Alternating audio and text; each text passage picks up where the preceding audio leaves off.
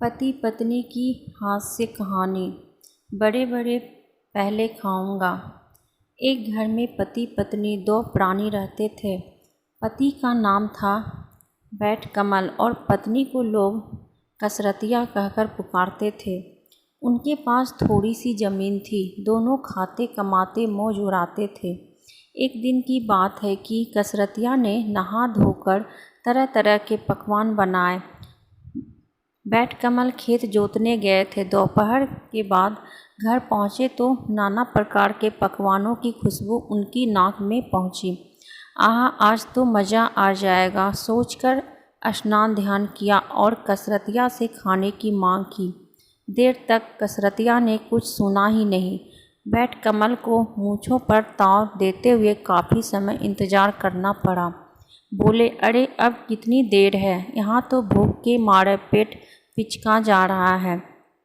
कसरतिया तुनतुनाकर बोली, तुम्हें तो बच्चों की तरह पेट को पीटने की आदत हो गई है। देखते नहीं है पूजा कर रही हूँ। बैट कमल झल्ला उठा, बोला, पेट पीटने की बात करती हो? मालूम नहीं है कितना काम करके आया हूँ। इतनी देर तुम्हें हल जोतना पड़े तो पता चले। बड़े बड़े पहले खाऊंगा। क्या याद पता चलेगा। कसरतिया उछल पड़ी। सुबह 4 बजे से चक्की पीसने बैठी हूँ। उसके बाद घर के दूसरे काम करने पड़ते हैं। घर पर रहकर तुम्हें क्या सब करना पड़े तो दूसरे दिन भागते नजर आओगे। बैट कमल बोला, अरे चक्की पीसती हो तो कौन सा तीर मारती हो? जरा भर आटा पीसती हो, जबकि यहाँ हल की नोक से 10-10 बीघा ज़मीन को उलटाना पड़ता है। इस बार कसरतिया को हार माननी पड़ी। बोली, मर्द जात तो ना मानोगे नहीं। चलो मैं हारी और तू जीते। बैट कमल बोला, ठीक है, अब लाओ जल्दी खाना दो। कसरतिया ने थाली में खाना रखा ही था कि बैट कमल जी उस पर टूट पड़े। फिर पूरियाँ और तरह तरह के पकवानों का हाथ साफ करने के बाद मालपुए का नंबर आया। बड़े बड़े पहले खाऊंगा। बैट कमल बड़े बड़े मालपुए चुनकर खाने लगा। अभी वह 2-4 ही खा सकता था कि कसरतिया ने थाली खींच ली। बोली, बड़े बड़े कल काम आएंगे, आज तुम छोटे छोटे खा लो। वाह, यह कैसे हो सकता है? मैं तो बड़े बड़े ही पहले खाऊंगा। कसरतिया तुनक उठी और बोली, फिर वही बच्चों वाली जिद। बैट कमल भी ऐठ गए और बोले, लेकिन तुम ही क्यों बुढ़िया वाली हट करती हो? दोनों मालपुए से भरी थाली को अपनी अपनी तरफ खींचने लगे। देर तक उनमें खींचतान चलती रही। आखिर बैट कमल से ना रहा गया। बोला, नहीं मानोगी? बड़े बड़े पहले खाऊंगा। क्यों नहीं? तो छोड़ दो थाली, एक शर्त पर। शर्त वर्त कुछ नहीं, तुम थाली छोड़ दो। बिना शर्त में थाली नहीं छोड़ूंगी। बैट कमल का पारा बढ़ गया। बोला, मैं कहता हूँ थाली छोड़ दे, वरना क्या करोगे? कसरतिया ने पूछा। मैं मर जाऊँगा।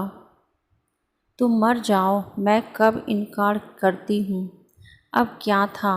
बैट कमल जी वही लेट गए और सांस रोककर आंखों की पुतलियों को फेर लिया। पति के ऐसे पाखंडों से कसरतिया परिचित थी। उसने बैट कमल के ऊपर सफ़ेद चादर डालकर उसे सुला दिया और मालपुए की थाली को अच्छी तरह ढक कर रख दिया। इसी समय उनका पड़ोसी वहाँ आया।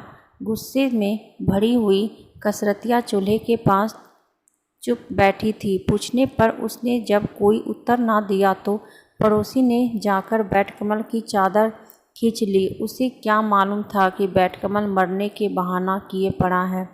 देखते ही उसकी चीख निकल गई। उसे मरा जान पड़ोसी ने शोर मचा दिया। बड़े बड़े पहले खाऊंगा। रसोई से निकलकर कसरतिया ने पड़ोसी को बताया कि उन्हें कुछ नहीं हुआ है, तुम अपने घर जाओ।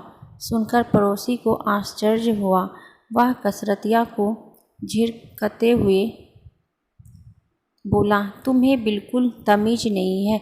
आदमी मरा पड़ा है और तुम कहती हो कि कुछ नहीं हुआ है। इतने में सारा मोहल्ला जमा हो गया। कुछ ही देर के अंदर बैठकमल के मरने की खबर दूर दूर तक फैल गई। बेचारी कसरतिया परेशान हो गई। वह जब तक लोगों को समझाती कि बैठकमल पाखंड किए हुए लोग उसे उल्टे दूध काट देते, अपने झगड़े की बात भी वह किसी को बताना नहीं चाहती थी। आखिर किसी तरह उसने लोगों को दूर हटाया और धीरे से बैठकमल के कानों में बोली, क्यों इतने लोगों को पागल बना रहे हो? अब उठ भी जाओ। पहले तू अपनी हर छोड़ दे। बैठकमल चुपके से बोला, किंतु कसरतिया अब हार मानने वाली थी। उसने हाथ जोड़कर लोगों से कहा कि बैठकमल को कुछ नहीं हुआ है, आप लोग जाइए, मैं इन्हें देख लूँगी। गांव वाले भला कैसे मानते। बोले, घर में मुर्दा पड़ा है और तू हमें जाने को कह रही है। अगर इसका दाह संस्कार नहीं होगा तो यह भूत बनकर सारे गांव को परेशान करेगा। इससे अच्छा है कि मुर्दे को जल्दी घर से बाहर निकाल जाए। बड़े बड़े पहले खाऊंगा। बैठकमल को अर्थी तैयार कर ली गई। कसरतिया ने बहुत समझाया पर उसकी कौन सुनता। गांव लोग अर्थी उठाकर शमशान की ओर ले चले। पूरा का पूरा गांव, औरत मर्द बच्चे बड़े और उनके साथ कसरतिया भी शमशान पहुंच गई। अब कसरतिया को चिंता हो आई। सोचा कहीं बैठकमल को जिंदा ही फेंक दिया तो अनर्थ हो जाएगा। अब लोगों से बोली कि एक बार मुझे अपने पति के दर्शन कर लेने दो। लोग कसरतिया को पागल ही समझ रहे थे। बैठकमल की चिता तैयार की गई। अर्थी को चिता पर रखकर उन्हें कसरतिया से अंतिम दर्शन करने को कहा। कसरतिया लपटकर चिता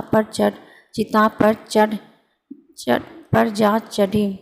बैठकमल के मुंह से कफन उठाया और चुपके से उनके कान के पास अपना मुंह से ले जाकर बोली, क्यों जान देने की ठानी है? चलो मैं हार मान लेती हूँ, तू जीत गए। बड़े बड़े ही पहले खा लेना। बड़े बड़े पहले खाऊंगा। सुनकर बैठकमल ने आँख खोल ली। वह चिता पर उठकर बैठ गया। देखते ही देखते उसने अपने को संभाला और चिता से उछलकर लोगों के बीच आ खड़ा हुआ। उसके मुंह से बार बार एक ही वाक्य निकल रहा था, बड़े बड़े पहले खाऊंगा, छोटे छोटे पीछे। बड़े बड़े पहले खाऊंगा, छोटे छोटे पीछे। सुनकर तो लोगों में भगदड़ मच गई। सभी लोग को लगा बैठकमल भूत बन गया है, वह सबको खा जाना चाहता है। गांव के बूढ़े बच्चे औरत मर्द सभी अपनी जान बचाते भाग निकले। देखते देखते मैदान खाली हो गया, किंतु बैठकमल को किसी की परवाह ना थी। वह उसी तरह उछलता कुत्ता छलांगे मारता हुआ गांव में आ पहुंचा। उसे गांव में आया देख लोग अपने अपने घरों के अंदर दुबक गए। बड़े बड़े पहले खाऊंगा, बड़े बड़े पहले खाऊंगा, छोटे छोटे पीछे कहता हुआ वह अपने घर में घुसा और मालपुओं पर टूट पड़ा। देखते देखते उसने परात खाली कर दी। अगले दिन गांव के लोग को जब उनकी इस शरारत का पता चला तो उन्होंने मिलकर कसरतिया और बैठकमल की खूब पिटाई की और उन्हें गांव से बाहर निकाल दिया गया। तो कैसी लगी दोस्तों ये कहानी? अगर अच्छी लगी तो वीडियो को लाइक, शेयर, कमेंट और सब्सक्राइब कीजिएगा और ऐसे ही कहानी सुनने के लिए बेल आइकन को प्रेस कर दीजिएगा ताकि जैसे ही हम कहानी डालें आप तक पहुंच पाए। फिर मिलती हूं एक ऐसे ही मज़ेदार कहानी के साथ। तब तक के लिए बाय बाय। Thank you.